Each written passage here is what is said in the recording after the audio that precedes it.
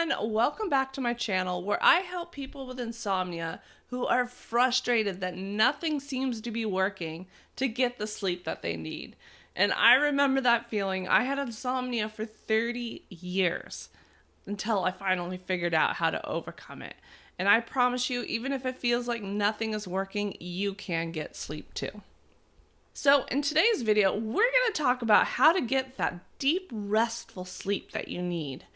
Because when you have insomnia, it's really hard to get into a deep sleep. You have very shallow sleep, you wake up a lot, it's hard to fall back asleep. I'm sure you miss getting deep sleep where you wake up and you feel refreshed and amazing. So I have a couple of tips for you today to help you start moving closer and closer to deeper sleep. Now, there are no quick fixes when it comes to insomnia, and you're not going to be able to apply these tips and sleep deeply tonight in one day.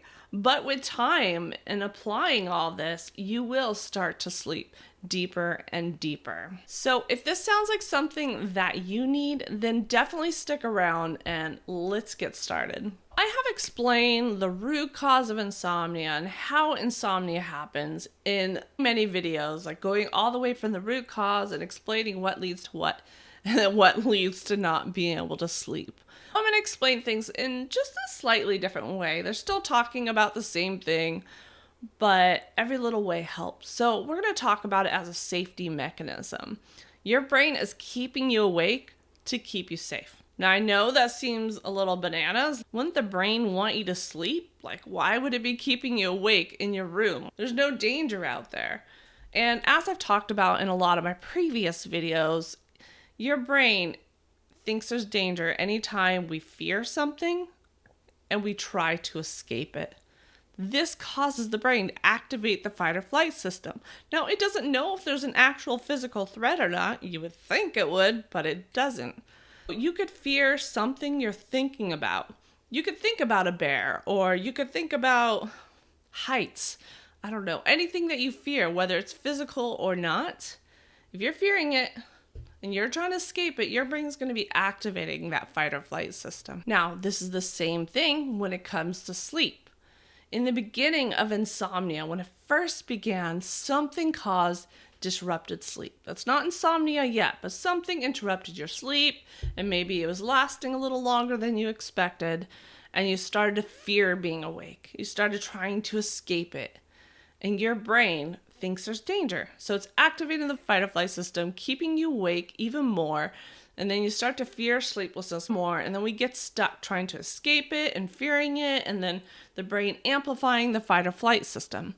This safety mechanism comes back from back in the day when there would be a tribe sleeping in the middle of the ground and there could be enemy tribes nearby, or there could be a woolly mammoth or a tiger or a lion or whatever it is. If they're out sleeping out there and they know there could be danger nearby, their brain's going to be a little more activated, a little more alert, activating the fight or flight system.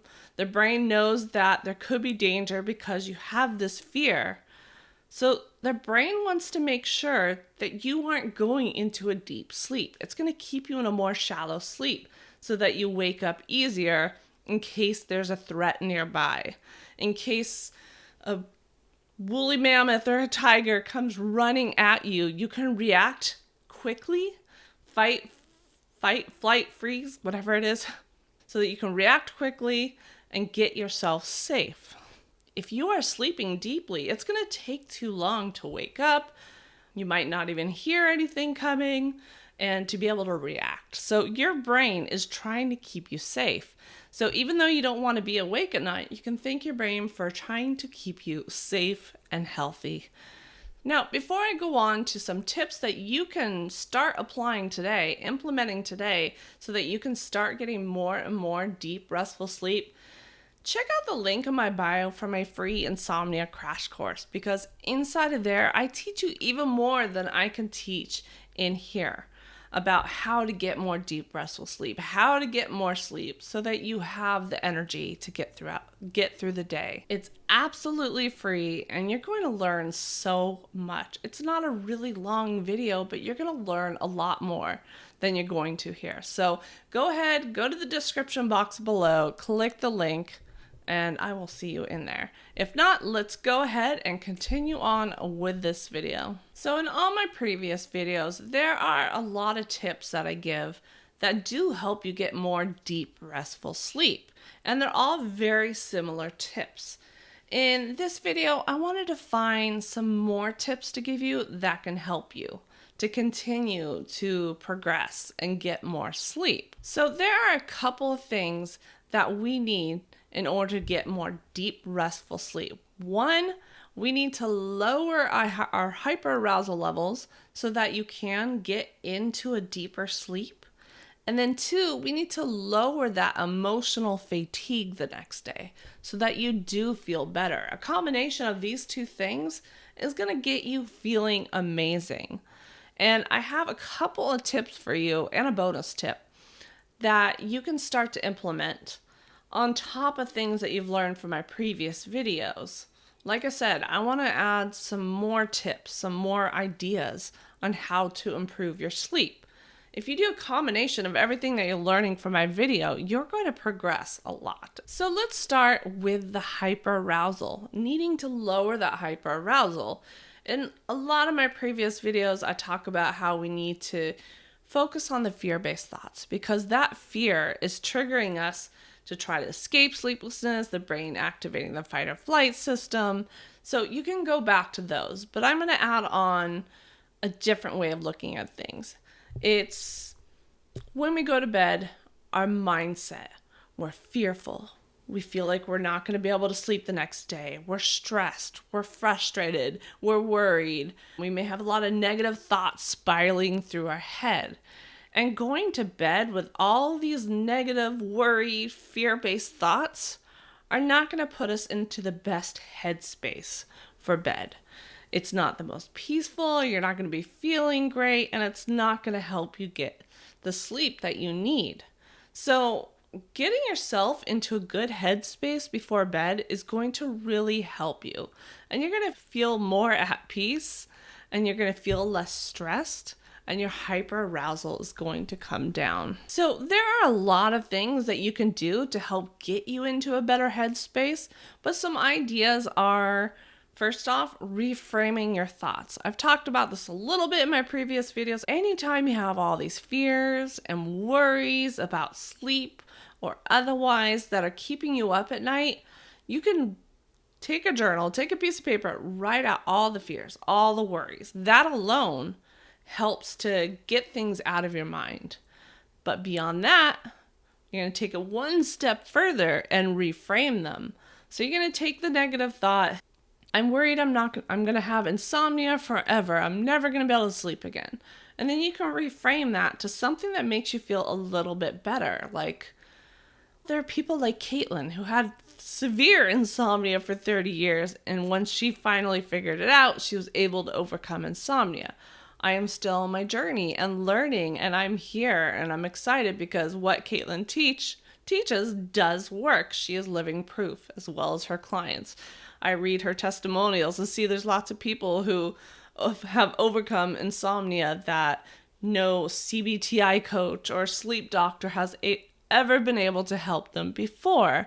You can go to, anywhere you can find evidence of people overcoming insomnia when it felt impossible. I don't want to recommend Facebook groups for insomnia because there's a lot of really desperate people that, it's not going to make you feel good about your situation. And there's a lot of really unhelpful advice because people don't really know how to overcome insomnia. It's like the blind leading the blind. But if you can find little evidence or things to make you feel better, that's really helpful. Also know that you can't break your sleep system, and just knowing that it's just a safety mechanism, your brain trying to keep you awake, that can help you feel a little bit better. You're like, oh, okay, so nothing's really wrong With me physically, I just need to, break the cycle, lowering the hyperarousal by showing your brain that you are safe. But anyway, that's a really long reframe, but a bunch of different ideas. You can write down what makes you feel better. That can help bring you out of a funk, reframing all those worry-based thoughts, whatever's stressing you out, things like that. It can just help you feel a little lighter and a little more positive when you go to bed. Some other things that you can do before bed is listen to music, something light, something bright, something positive. Maybe not listen to something like rap, I don't know, or heavy metal, but something positive, something that makes you feel good. You could also do meditations. Meditations helps to bring us out of that funk, bring us into the moment, because when we're in the moment, like here, present, we're not worried about the future. We're not worried about the past. We are in the moment. Meditation can be so powerful, not to try to make yourself sleep, but to help you feel better and to be in the right headspace. Now, before I go on further, I do want to explain that when I talk about getting into a better headspace and any of the tips that I give, we're never trying to make sleep happen. We don't want to directly try to escape sleeplessness or things like that. All these tips, if they have that intent, they're going to continue to show the brain that you're trying to escape something. But instead, if we're shifting to showing the brain that we're not fearing something and we're not scared, we're teaching the brain that we're safe. And we're doing things before bed that make us feel good, because it doesn't feel good to be stressed and worried and fearful. I'd rather go to bed feeling more positive and feeling good. You could also watch some spiritual talks. And I don't mean religious things. Of course, you can watch religious talks, or I don't know what they're called, whatever they do at Mass. I don't go to church, so I don't know what they're called. I think Mass is a Catholic talk. I don't know what the Christian... You know what I mean. Just watch some religious talks, whatever uplifts you. I like to watch spiritual talks by Gabby Bernstein. Lucy, I don't know her last name. Life by Lucy is what she goes by. I think those are the only two that I watch. Sometimes I watch some Dharma talks from Buddhism. While I'm not really a Buddhist, I do love what they teach. And watching those things really helps me to feel uplifted, and it helps me feel better about life. It helps me feel more happy. It brings a smile to my face. Listening to those before bed can really put you into a good headspace. Also, finding ways to bring laughter into your life, whether it's watching a comedy or a comedian, or I don't know, whatever. What else makes us laugh in life? I don't know. Watching funny YouTube videos, funny TikToks, anything that can help bring some laughter, because we can't be fearful and laughing at the same time.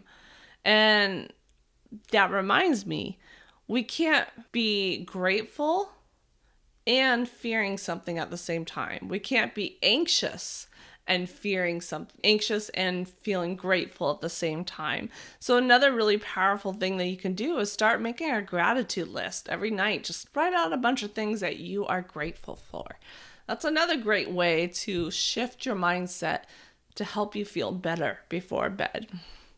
And of course, anything that just makes you feel good.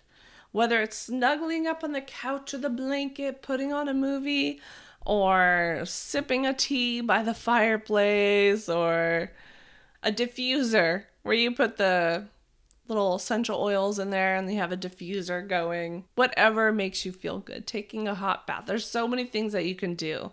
Just make it a night to pamper yourself and feel really good before bed. So now let's go on to the emotional fatigue. So the whole reason that we want deep, restful sleep is so that we wake up with energy, we have energy for the day, and we feel great. When we're up all night, frustrated, worried, anxious, just all the emotions going on, and you're stressed and you're crying, all that going on is using up a lot of energy.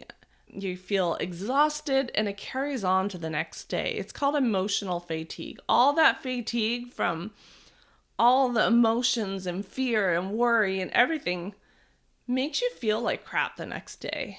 Even if you get some sleep, even a little bit of sleep, you're still going to feel really terrible the next day. So when I first started to learn how to overcome insomnia and I was applying everything myself, one thing that really shocked me that I did not want to believe is this emotional fatigue. So I used to sleep multiple days in a row with 0 hours sleep. And one day I experimented. It took practice, really. I couldn't do it in one day. But I experimented with going to bed. I wasn't going to fight sleeplessness. I was just going to allow it and be like, I went in with the mindset like, I'm going to be awake all night anyway, so what's the point? Why am I going to fight it and get frustrated and burn myself out with all these emotions? So I laid there all night on my back. I just laid there, relaxed, just enjoyed the moment, focused on, oh, this feels so good to be cozy in my bed. I didn't stress out. I can't remember if I did watch some TV in the beginning when I was awake all night. But I would just be relaxed all night. My focus was on relaxing, not on trying to sleep, which adds a lot of pressure, but I focused on relaxing. So I didn't sleep. I remember the first time this happened, I didn't sleep at all, but I had energy the next day. I felt so much better than the previous days. That was mind-blowing to me that I could just lay there awake and feel better than I was before. Obviously, I'm not going to feel like I had a full 7, 8, 9 hours of deep, beautiful sleep. But man, I felt so much better than those days when I was frustrated and creating a lot of emotional fatigue and crying and screaming and upset and frustrated. There's such a huge difference. So I wanted to share that with you because it really does help. I didn't believe that would be enough to help me feel great to get through the day. I had more energy to get through the day.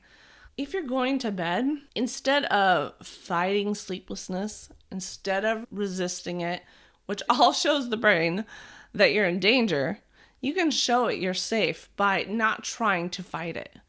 You're just laying there and focus on relaxation and enjoying the night. Enjoying the night, being comfortable in bed, relaxing, enjoy the comfort of your pillow. I love a freezing cold room and then a big blanket and be all snuggly. That's a favorite of mine. Yeah, just relaxing the whole night. I want to challenge you to do that one full night of not trying to get more sleep, allowing whatever happens to happen. And you're going to notice a difference the next day.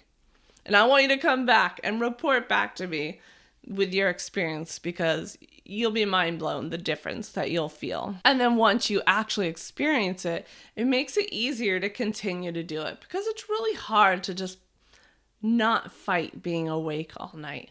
You think you're going to lose more sleep because you're not trying to make sleep happen. And you can't make sleep happen. We can't control sleep. And I also wanted to add a bonus tip in here. A lot of times when we have insomnia, it's common to try to go to bed early. Try to make up for the lack of sleep the night before. I only got a couple hours, so I need some extra sleep. I'm going to go to bed early, or I'm going to go to bed at the same time every single day because that's what the experts say that we're supposed to do, right? But as you likely know, when you try to go to bed at the same time every night, and you have insomnia, you're not always tired at that time. It can vary from each day. And yes, the habit of going to bed around the same time is healthy in a normal sleeper. Not that you're an abnormal sleeper, but someone who isn't struggling with insomnia, yes, this is great. It helps set your circadian rhythm. But when you have insomnia, we're not always tired at that time. For me, I would go from 0 hours sleep to 2, 3, 4 hours. eventually it was starting to get 5, 6. It just slowly increased as I started learning more and more. But instead, what you can do is go to bed when you feel tired. You feel like sleeping.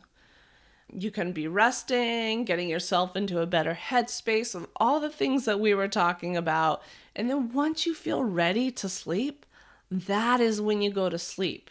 If you try to go to sleep before you are actually ready, you're going to toss and turn and have even lighter sleep. You're not going to be getting as deep a sleep as you would like. So go to bed when you feel ready. And then you can choose a wake-up time that is similar every day, no matter how much sleep you get. You're going to wake up at that time. It's hard, but it's going to really help set that circadian rhythm, and then your bedtime will vary until eventually you will get more and more sleep, and your body's going to tell you the ideal time to go to sleep because you're going to bed when your body says it's time. So that is it for today's video, and don't forget, if you want to get even more deep, restful sleep, check out the link in my bio for my free Insomnia Crash Course. You're going to learn a lot, and it's really worth it. So go check that out, and I will see you in the next video.